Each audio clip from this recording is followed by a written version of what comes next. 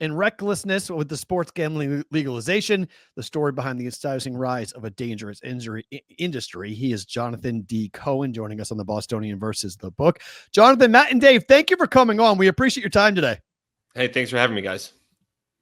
We can talk about Paul Skeens if you want, but well, do you like baseball? Yeah, I'm a baseball. I mean, I didn't like it as much when I was living in Boston in 2004. You know, I sort of peaked early when I was 14 and the Red Sox won the World Series. So it's sort of I swear to God, I did not know he was a Red Sox fan. I did not know that Jonathan was a Red Sox fan. I swear. Where'd you grow up? Yeah. Where'd you grow up, Jonathan? In Newton, in one of the rich suburbs outside of Boston. Yeah. Over one of the rich suburbs. So I'm with you too. Beautiful. All right. Well, now that we got that out of the way, I got some Trot Nixon takes if you want to hear them. I like it. Yeah. This book you've written, what was how did it start out the way it ended? Did you have when you said, I'm going to write this book, did it morph into something different by the end, or was this the purpose of the book at the start? So once I started writing the book, this was sort of the purpose, but it sort of started before that, right? So my last book is about the state lottery system. And that came out in 2022. And then while I was doing press for that, you know, obviously the Murphy decision comes down and sports betting opens up. And I really, when I first started sort of researching and digging into the industry beyond sort of like seeing it as a sports fan myself, all I had to go on was like, this seems weird, or this seems like, or like something is changing, let's say, when it comes to sports and society. That was the only inclination I had when I thought about, hey, maybe someone should look into this. Once I started looking into it, and there was that New York Times investigative series that you may remember from 2022, 2023, that sort of was the first breaking open of the investigations. But so once you know, the book proposal, which obviously was, you know, many years ago, looks very similar to the book, but I don't have like an addicted gambler in my closet. I don't have a bone to pick with the industry. This was not like, oh, I got to go show it to these people. It was really, hey, let's figure out what's going on and what the consequences of this are. So when you were on the Daily Show, and that's where I saw you, and I went, oh, wow, okay, this is really interesting. This is very similar to what Dave and I talk about all the time about the industry and the government and the lack of oversight in some ways for the government. But you called it a public health crisis. And I think that's what caused some people to recoil in the industry. Because even in the introduction of the book, you talk about the fact that 83% of wagers are less than $50 by most people in America, that 25% of people have wagered more than $500 in a single day. So the vast majority of people are using small amounts of money to gamble, but you call it a public health crisis. Why? Yeah. And I mean, so crisis is of course sort of a loaded word, and what's one person's crisis is another person's, I don't know, one level below. Wednesday. Yeah. Right. Like one level below a crisis. Right. But I would say, and I'll be really explicit. Like, I'm pro gambling. I joked on the Daily Show that I'd bet on Danish handball. I did just so I could say that I did. I don't usually bet on Danish handball, but I like do, you know, watch sports and keep an eye on the lines. Not as much as you guys. You know, I'm not a nut job, but you know, I do my best. Right. So I think it's amounting to a public health crisis, in part because, you know, 82% of the money bet on the NFL comes from just 3% of bettors, right? Some of that money is from really, really rich people, sure, but a lot of those people are, you know, like the folks I talked to in my book, and you know, young guys who get over, and they're mostly young guys who get over their skis. And I think, to me, where it becomes a public health issue, maybe even a crisis, is there's enough individual cases happening that it's to so many different people that we can't just say, oh, this is Matt's fault, this is Dave's fault, this is Jeff's fault, whatever. It's like there's some collective problem, there's some structural design problem in the apps, in the games themselves, that says, okay, this is not a matter of individual responsibility, individual failing. This is because we've failed these people with the design of the apps and the setup of the program. So again, what's a crisis, what's an issue, what's a problem, whatever, I don't know, but that's, to me, where it becomes a public health issue, is when we need to start reacting systemically rather than individually. So I started in the late 90s down in the Caribbean at an offshore joint. Ended up moving to Vegas in 2003 and been in Vegas sportsbook since. Not in the book now, since 2020, been out of working for the books. Until PASPA, there was no real discussion or talk about this. Did PASPA and then making it legal just expand this, or has this always been an issue that wasn't really talked about because the only place you could do it, sports betting, was Las Vegas? Right. So this you guys might know, and is maybe a dirty secret or the dirty secret, right? The argument from the leagues after PASPA, once they decided to change their tune, right? Once Adam Silver wrote that op-ed in the New York Times in 2014, 2015, once Rob Manfred and others basically just made the case that they want sports betting to be legal, parentheses, even though they continue to sue New Jersey to stop it from being legal, but that's another question. The argument was, and still is in states like Texas and California today, all these people are already gambling on the black market. We might as well, and this was true for lotteries 60 years ago, by the way. All these people are already gambling on the black market. We might as well legalize it. We're not actually going to increase the total amount that's gambled. We're just going to take money, sorry, Dave, away from the Caribbean and put it onto offshore and put it into tax revenue. That, to me, is always been bunk. Has never been true, has never actually held up. Yes, you do capture some revenue. First of all, there's some people who you're never going to capture, as you guys well know, for reasons who they just are going to stay offshore. They're going to stay with their bookies no matter what. And then fundamentally, there's no way you're not expanding the pie, that you're not going to grow the game, that you're not going to get people who never would have bothered to gamble otherwise, book illegally or not, by putting the BetMGM logo on the green monster. You know what I mean? There's just no way you're not going to expand the pie. And I think it's delusional, or the books are kidding themselves when they say, oh, this is all about conversion from the black market rather than market expansion. You write that gambling on sports is as old as sports themselves. And I think all of us here, our audience, would agree. Dave and I both agree. This has been going on for a long time. You use the word reckless, though, in terms of the legalization. Is the book designed to highlight the government's lack of control or the industry's rush to legalize and put it in guys' mobile, into their apps to go ahead and make it as easy as possible to bet? So you show up to grad school, which I did my PhD in history. The first thing they teach you is the right answer is always both. And I think that's true in this case I mean, the word reckless, you guys picked up on it, is the key word in the title of the book, because I'm no constitutional scholar. I think the Murphy decision seems to have been correctly decided. And even so, I think PASPA clearly wasn't working and that sports betting should be legal. Fine. Okay, but what was the rush? Like, why did Delaware have to do it in 6 weeks? Why did Pennsylvania have to do online casino games within like a year and a half? Like, what was the fundamental rush that we need to bring this out without any guardrails? And now all of a sudden, 5 to 10 years from now, if the UK offers any lesson, we're going to have to go back in and clean it up and fix it. So to your point, and your sort of, whether is this about the industry or the regulators? Of course, the answer is both. In some cases, my focus in the book on this is the state of Colorado, where the industry really sort of got its talons in the legislators and got whatever it wanted in the design of the books, of the laws, sorry. But then also the lawmakers were really excited. There were a couple lawmakers who were genuinely excited for legal sports betting and had a vision for sports betting fundamentally aligned with Stanton Dodge, who's the DraftKings chief legal officer who happens to live in Denver, who was like sitting in these rooms with these lawmakers, writing the bill and shaping the regulations. So in some states, there's reporting from the New York Times and Bloomberg about this. It was really this industry sort of using all the dirty lobbying tricks that from all other walks of life to get what it wanted. But in some cases, it really fundamentally was regulators who are aligned their vision with gambling companies. So I don't know who gets all the blame pie, but there's a little bit to go around on all sides.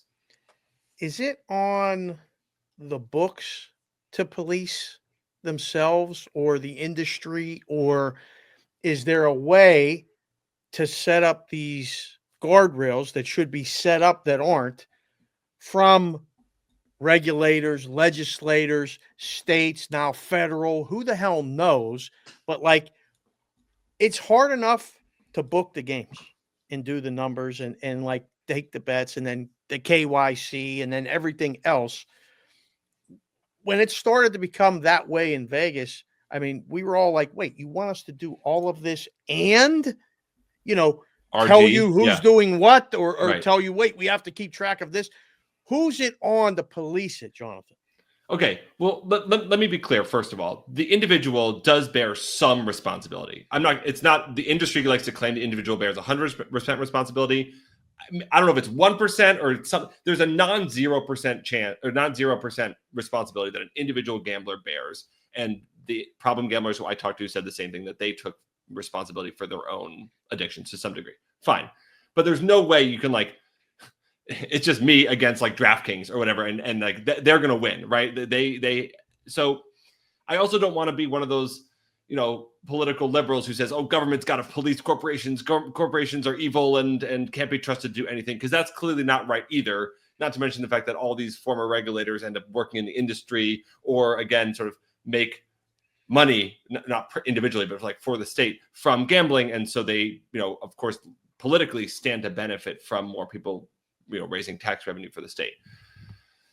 So it didn't answer your question at all. I mean, so yes, I would like the industry to be better policed. I think the industry could self-police. There's so many of these changes that I'm calling for that it is well within the power and the rights of the industry to do. There's of course a collective action problem. No sportsbook wants to act alone, but I don't want to say like, oh, big nanny state government needs to come in and tell the sportsbooks what to do and how to behave. And to your point, add even more things onto their plate when they're still trying to figure out how to book. But this fundamentally comes back to my initial point. What was the rush? Why did we have to do this in a year and a half? Couldn't we have legalized it more slowly and more carefully? And Dave, to your point, given the companies an extra year, 6 months, whatever, to get all their RG stuff, make it real rather than sort of this fiction to appease lawmakers, in addition to sort of getting all the software and set up to book bets at the same time.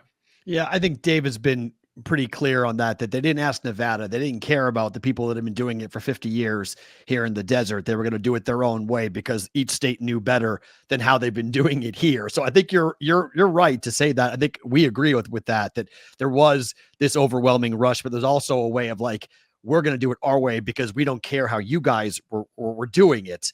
Our home state, anyway, these are barely, to Dave's point, these are barely sports books. These are sort of like marketing operations with like fancy software underneath, right? There's no Scotty Shetler or whatever his name is from the Tropicana sitting there like actually setting the lines, right? These are like all the recklessness that you know and love about all these other tech companies is just reflected in these companies as well. Sorry to interrupt you, Matt. I know it's fine. I think we talked about that. I think you're right. Dave has been pretty much one of the forefront leaders about that conversation. But in the book, I have to say this because people know this is one of my pet peeves.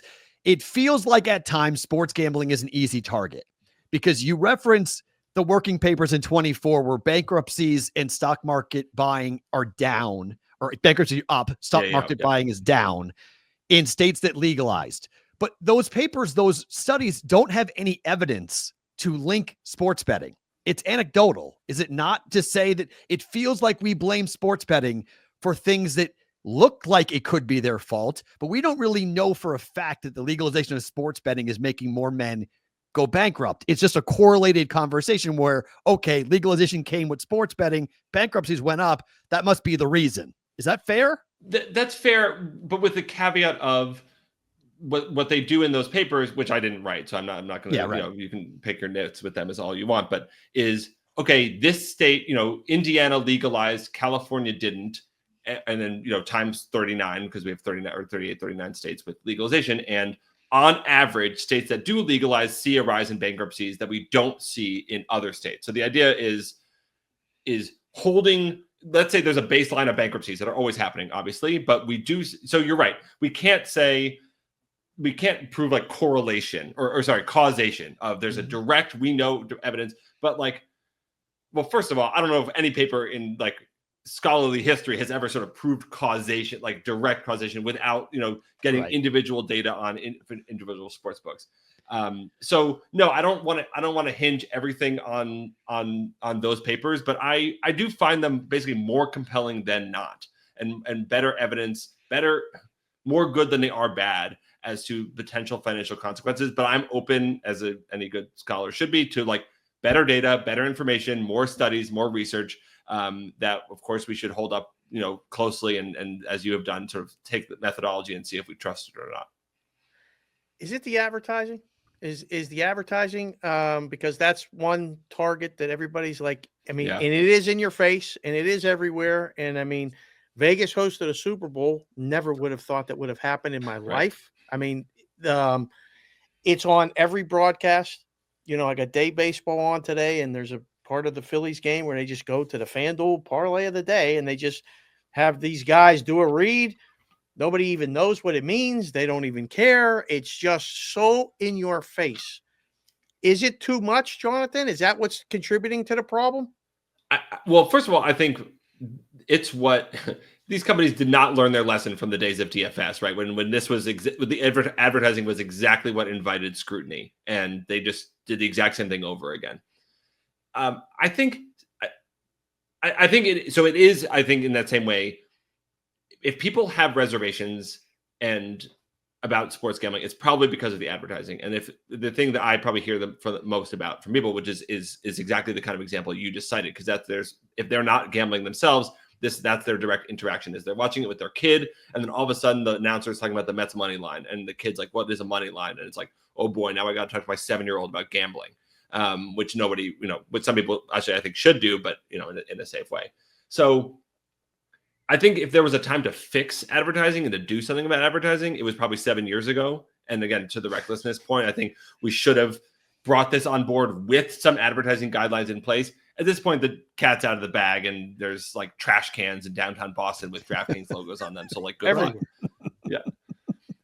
But I think again, if the industry and I'll say data from Nielsen collected by the American Gaming Association shows that the formal advertising dollars and units are down over the last 2 to 3 years. Mm-hmm. That does not include, as you've already alluded to, in-game promotions or the Green Monster and stuff like that, which, again, I think we're used to beer ads. I guess our parents or grandparents used to be used to cigarette ads, but for some reason, gambling ads feels ickier. Like maybe we're not used to them yet, or maybe it's just because it sort of fundamentally speaks to sort of the hypocrisy of the leagues, doing such a 180 over the last few years. Yeah, because I mean, Dave's been very adamant, not to speak for Dave, but about the UK, and you mentioned it earlier about how things in the UK, you can look ahead that might be, the future of what America looks like. And the UK has been very aggressive with curbing what type of advertising is allowed and when can you advertise into certain games after 11 o'clock or, only one time per sporting event or whatever it might be. Do you think that's a state by state thing that happens, or is it the federal government coming in and saying this is what has to happen from an advertising standpoint? It's a good question. I think I'm open to it being a state by state thing. I mean, I'll give you an example. So for the book, I talked to Matt Schuler, who's the head of the Ohio Gaming Commission and who's the chief regulator for sports betting in Ohio. And 2 or 3 years ago, the sports books came to him with an ad that they wanted to run for the Super Bowl. Okay. And it was going to have some free bet, no sweat, free bet language. And he said, no, our restrictions in Ohio explicitly ban any advertising, not all advertising, but specifically ban advertising of whatever it was, no sweat, free bet kind of language. And the Super Bowl commercial was changed accordingly. So yes, there's some measures that could be done state by state, but even in that case, like one state can like lift up everybody else and can sort of raise the floor on regulations when it comes to something like a commercial that obviously is crossing state lines. And I can talk to you about the 1975 bill that allowed for cross-state gambling promotions. But I think your listeners. We do talk about the 1961 Wire Act quite a bit. Okay, great. But I think whenever people are on this stream would probably fall asleep. So no, we do talk about the Wire Act. So people do. So yes, I think there could be a role for the federal government. I'm open to it. I'm open to states doing it as well. It would just be harder to enforce for things like internet ads or broadcast ads, which obviously have a sort of interstate component when it comes to the broadcast. Did the book touch on prediction markets at all? No. So the book came out. When did prediction markets really took off? Let's say for the election. For sports in March Madness, right? It was this past March. So and the book came out April 1st. So first of all, I don't recommend putting out a book the day before the tariffs get announced if you're going to be doing that. And I also don't recommend a book a month after the largest upheaval to the 6 prior years of sports betting that you can imagine. But I'm happy to talk about it, but it's not in the book. Is there any legs to this? Because it seems like they are taking an end around to the whole process. And, we have friends that went through the process and got a license and, worked in different states to get, approved and everything else. And then you get wake up and Illinois decides they're going to just add a new tax, or they're going to increase the tax rate. And we're going to talk about that. There's David Payne's Burnham quote from an angry sportsbook operator. We paid all this money for a license. The state keeps changing the terms, raising taxes, while at the same time allowing these sites to operate on the cheap just because they say we're not gambling. This is a big problem. The books don't even trust anymore the legislators and regulators. Is becoming a real thing like this. Forget about the players. I'm sympathetic to I'm not sympathetic to the first part. I am sympathetic to the second part. I'm not sympathetic to the sports books who, because you signed a contract, you signed it in blood, and the state isn't allowed to renegotiate. The state isn't allowed to learn its lesson. The state isn't allowed to, they should have done it at the beginning, but they're not allowed to adapt and change. And that's why we're still living under the 1787 Constitution. You know what I mean? Like, come on, like states change things all the time. These sports books, I know that it's a particular pain for smaller companies compared to DraftKings and FanDuel, which sort of have the scale to be able to withstand these kinds of changes. But this is how lawmakers work. This is how dealing with government work. I'm not so sympathetic to that. I am sympathetic to these companies that are getting licensed, that are paying license, that are going to be paying the fees in Illinois, or their taxes in Illinois. They're the ones that are doing it right? They're the ones who are bothering to get licensed, notwithstanding the Massachusetts Gaming Commission from a few years ago. They're the ones who will show up when regulators ask to talk to them. And the prediction markets aren't even bothering. They don't even bother. They're sort of pretending to maybe care about RG, but not really. The other companies at least bother to pretend to care about it. So I'm totally sympathetic to that. I'm sympathetic, but then I'm sympathetic for a second. Lo and behold, DraftKings and FanDuel, which made their bones disrupting the fantasy industry, and of course lived on this loophole in the UIGA. That was how they made their bread and butter. Why should they be mad that another company is exploiting a different loophole to now disrupt them? If you want to take the unsympathetic view. But when it comes to smaller companies, especially, I think I don't want to take a moralistic stance one way or another, but I'm absolutely understand why sportsbook would be upset when it comes to prediction markets. And I think they have a good case to make for regulators. Is there a need for a 50-state solution in your mind? Does all this get solved? We have one. It's called Kalshi. Well, that's the question, right? That's the prediction market world, right? That's what they're talking yesterday. There was a hearing on Capitol Hill yesterday for the new head of the CFTC, and Adam Schiff was asking some pretty great questions. I thought the ones we've asked on this show about what happens if it looks like a duck and quacks like a duck. It sure looks like, and advertises like a duck sometimes, and call it sports gambling, because that's what it is. It's sports gambling. And to that operator's point about the frustrations that they have with how much money that they have shelled out, but does it make it easier to police the whole industry if it's over a 50-state solution? Right. Well, and someone who agrees with you is Adam Silver, right? Who of course sort of got it, but the leagues, I think, and I'm borrowing here from something I think I talked about or read from Steve Ruddock, which is initially this recklessness is attributable in part to the fact what we were talking about earlier. They could go state by state and sort of pick off the easy ones, the low-hanging fruit, and get whatever they wanted in Colorado here, and then Indiana there, New Jersey here. But now it's sort of it's a hassle to have 38, soon to be 39 different regulatory regimes. You need to have 39 different teams of lawyers or lawyer experts. And that's how you get all these mistakes. Massachusetts, the DraftKings accidentally offers bets on in-game colleges and universities, not because of some nefarious plot to hook people, but because that's allowed in Rhode Island and New Hampshire, and they mess up their code for 5 minutes. So I think, well, not to mention most of the guys doing it are in Malta, right, Bulgaria, turning it off, clicking it. So there's no accountability in that regard. But right, but this is to the point of the companies took advantage of the fractured nature of American federalism, sort of at the initially. But now I think everyone would stand to benefit in one way or another from a federal solution, federal guidelines, especially when it comes to Kalshi.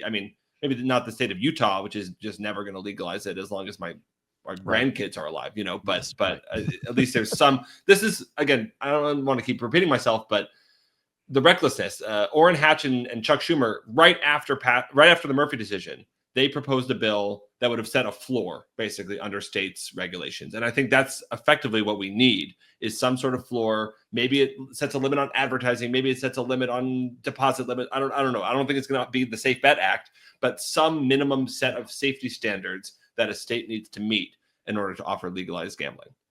Last and one prediction markets. And it should apply to both. I don't mean to just pick out fair books. Yeah.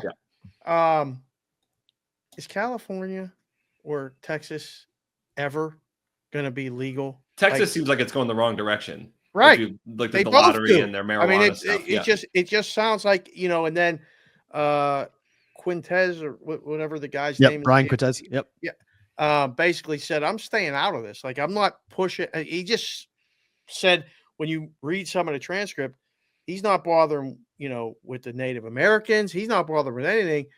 Those two states are the tipping point that's Yeah. left. I mean, there's nothing else. You know what would get Texas? If the Trump family announced their own sports book, Texas would legalize it tomorrow. So maybe that's the tip of the spear. That's how you do it. Well, I mean, Junior's already on the board for Calci, so Yeah, right, they've effectively already done that. So that's, and you want to know why Calci's legal, right? But Dave, to your question, it's interesting.